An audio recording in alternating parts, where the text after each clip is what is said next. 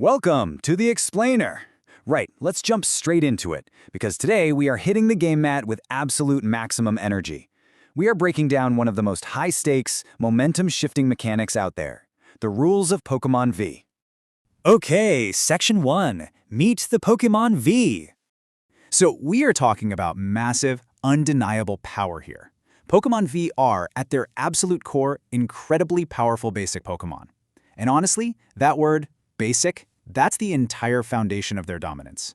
In a game that is completely built around tempo, being a basic Pokémon means they just bypass the entire evolution mechanic. They drop right onto the battlefield, ready to swing.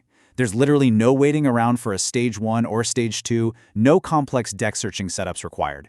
It's this immediate, formidable presence that forces your opponent to react to the exact turn they hit the board. These heavy hitters completely dominate competitive play through this distinct trifecta of advantages. First, like we just said, they're basic Pokémon, which generates immense early game pressure. Second, they boast big HP pools. I mean, massive. This allows them to absorb hits that would instantly bench standard cards, effectively turning them into these incredible defensive walls as well as offensive threats. And third, they possess devastatingly strong attacks. They aren't just stalling out there, they are actively dictating the pace of the game by threatening one-hit knockouts. Put all three of those traits together, and they become the undisputed champions of the arena, just bulldozing right through traditional setups. Moving on to Section 2, the ultimate trade-off.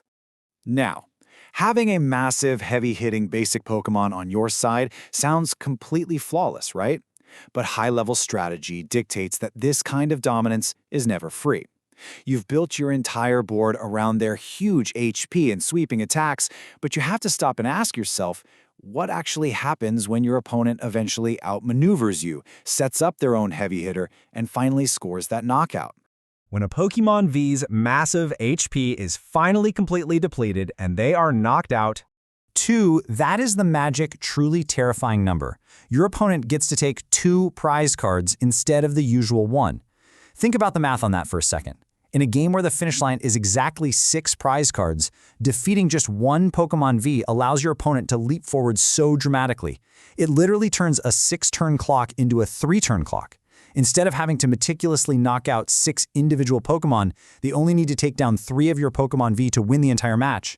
It's a massive, game-altering penalty that can flip a dominant board state into a sudden, unrecoverable loss in just a single turn.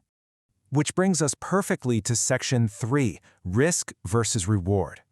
This whole dynamic creates the ultimate balancing act in competitive play. You are constantly weighing that immediate, upfront battlefield dominance, the big HP and those strong attacks, against that massive double prize liability hanging right over your head. You're trading pure power for a huge risk, forcing you to really calculate exactly when to deploy them and when you absolutely need to hold them back. Because a misplaced Pokémon V, well, it isn't just a lost resource, it's practically a massive shortcut handed straight to your opponent. So I'm going to leave you with this final thought to ponder. Big HP, huge attacks, double the risk. Are Pokémon V truly worth the gamble? That is the ultimate strategic question you're going to have to answer the next time you drop one onto the mat. Thanks for joining me on this explainer, and keep exploring those strategies.